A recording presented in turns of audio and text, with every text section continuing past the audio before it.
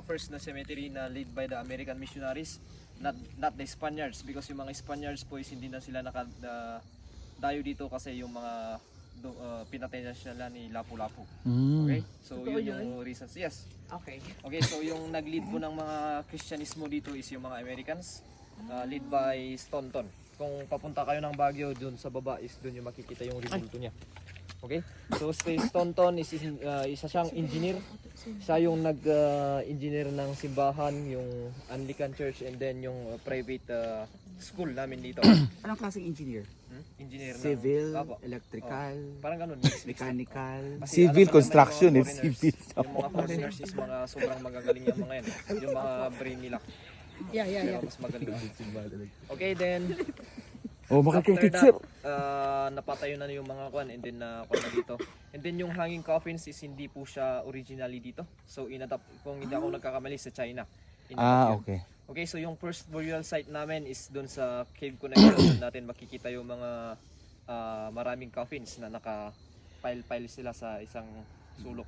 So dito kasi naniniwala na sila sa rest in peace. Okay, so rest in peace, ayaw nilang mabisita. Yung mga pagka November 1 dito na yung binibisita yung Christian Ito lang yun, cemetery. doon hindi na. Opo. So Pero yun. same the day. And then dito rin mapapansin nyo kung may salamin dito si Reverend Sumudka. So winis niya yan para daw yung direct sunlight diretso sa kanya. Okay, and then sa kabila niya is mga bakante para po sa inyo yan. Yung mga bakanting yan. Meron ka na What? dyan? Hindi, Sarap para mo. sa mga loved ones nila, sa mga husband and wife, Mga loved ones. partner. Sino yung gusto ng direct sunlight? Si Reverend po ito kasi may salamin siya. Ayun, naka-open. Ah, So, okay. hindi katulad sa Benguet kasi yung mga loved ones nila is nandun lang sa gilid ng bahay nila. Kasi naniniwala rin sila na yung pagka namatay yung loved ones nila, parang kapiling pa rin nila. Parang Okay. nandun rin sa bahay nila. Ah, legal dito yun. Sa gabi. Okay. Kasi May tinatawag kaming dapay. Yun yung parang tambayan ng mga matatanda na doon sinasagawa yung mga rituals. So yung mga bato-bato yung mga upuan niya. ang galing nga. Ganun yung style yun. And then may ritual sa gitna, yung mga katay ng baboy, yung mga manok.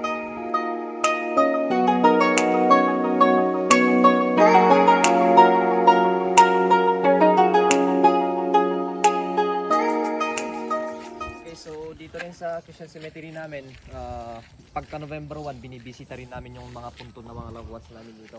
So yung mga iba sa katulad din sa inyo, gumagamit kayo kandila. So sa amin po, yung traditional way ng pag-apoy nila dito is hindi po kandila. So gumagamit po sila ng mga pine woods. So yan, that is the traditional way. Sabi ng mga iba is festival. Pinag-aapoy festival, pero hindi po festival yun. Talagang yun yung pinaka-tradition way. So the reason why na hindi sila gumagamit ng halos mga kandila. So yung reason is malayo daw yung pagkukuhanan noon. And then yung kalsada pupunta pa doon sa Ilocos, Maynila, and then Baguio. That is the reason. Apo. Okay, so dito rin sa veterans tube namin is hindi the name of yung mga soldiers is we don't have records of it because yung ginawa po dyan is mass graving, kaya isang butas lang yan dyan ilalagay yung mga veterans, yung mga Pilipino, Japanese, and American. Semento, yan. Okay, then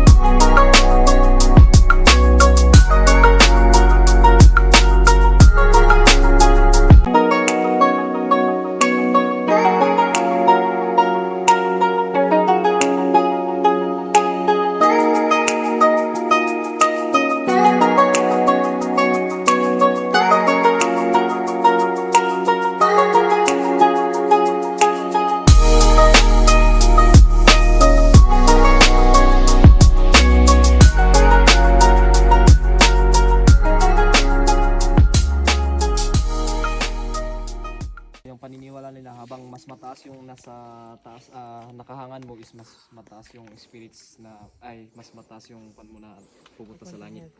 Okay, so dito, hinangyan for the safety reason. Okay, so first is to, para mapan sila sa mga wild people and to the wild animals. And then, kasi gusto ng mga yan, nung namatay sila, is gusto nila na naka-rest in peace na. Okay, so dito, so yung mga maliliit at saka yung mga mahahaba ay hindi po mga bata yan.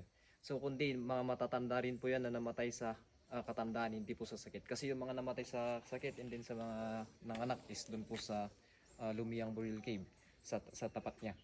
Okay, so So yan, yung mga bata at saka yung namatay sa... so yung mga maliliit po na yan is naka-fetal position sila. So yun po Nakaganon. yung gamit ng upuan. Okay, so ganito siya. Wait. Ngayon ko lang ilalabas to eh. Wow. Okay, so ganito siya. So first is ganito siya. Iuuna yung kabaong. Iuuna yung kabaong na yan and then isusunod yung mga patay. So bubuhatin po ng mga kwan yan, yung mga single na mga kabataan. So ganito po siya. Yan yung patay. Yan. Kita ba? Kailan yan ginawa, kuya? Alin yung patay? Last Ayun yung po yan. patay. Ayan. Undercover, okay. So yung ginagawa po kasi nila is sinasangadil nila. Okay, yung Saan tawag yan dinala, kuya? doon dito po, pupunta po dito yung ibang kwan. Okay, so ganito siya. Anong year yun? Actually, we don't have kwan kasi nakasakon lang, organization lang. Okay, so ganito po yung style ng sinangadil. Yun ako, Sabi ko patay. nakatukaw. Okay, so yan yung style nila. So ipupunta mo na yan, then papausukan. And then noon kasi hindi uso yung mga balsamo. So yung balsamo is yung ginagamit po is yung mga dahon-dahon lang, papairan ng mga dahon and then babalutin ng medical cloth or yung white cloth. And then babalutin and then after noon kasi yung pinakakuan is 3 days. Pero ngayon nagkuan na sila 1 week kasi baka may hinihintay na galing sa abroad. And then iuna yung kabaong and then isusunod yung patay. Bubuhatin yan ng mga yung mga kabataan, yung wala pang asawa.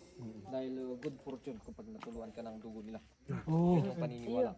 Ang dugo nga ni Insa Okay. is like, And then after that, pagkatapos na yung sinangadil, yun po yung gagawin doon pero sinira ni Igay na nakasabit doon. So yung sinangadil is parang ganito siya, babalutin and then yung mga buto-buto niya is babaliin dito sa likod and then sa yun. And then yung mga mahaba is yung mga loved ones nila is nakikita kasi na nahihirapan yung patay na binabali-bali kaya may mga lying down position na. Okay, Ito so mahaba. yung mga pangalan rin, yung mga bumitog, yung mga sumbad, and then lakay tokdasan yan, yung mga igorok names niya. Kasi dito sa Sagada, we have two names. Actually, yung Christian name is yun po yung may lalagay sa birth certificate and then yung igorok name is yun yung may lalagay sa bibigyan ng mga matatanda. Kasi yung mga igorok names is makukuha yan sa mga ancestors, sa mga lolo-lola. Okay? So, yun yung mga igorok names nila, bumitog, sumbad. Yan na yun. Okay, then another one is yung mga cross. Kung mapapansin, may cross din sa taas. That is the sign of Christianity. So, dito na is may pumasok ng mga So, Christianismo na. Kahit anong size, kahit anong tsura, basta cross. Okay Yes na. po. And then, ano ba? That is nagsimula yun noong 1960s. Alin May ang mga- pinaka-latest dyan na nilagay? So, yung pinaka-latest dyan is yung Baba Manibo Bitog, December 22, 2010. Kasi bago pa. Yes po. Alin dyan, kuya? 2010. Yung Baba Color white. Bitog. Si baba. Bumito. Oo. Yung parang blue. Yung pinaka-first na nilibing is we don't have records of it because yung mga iba-iba kasi yung mga sinasabi kaya mas maganda na wag na pong sabihin yung Pagyan na.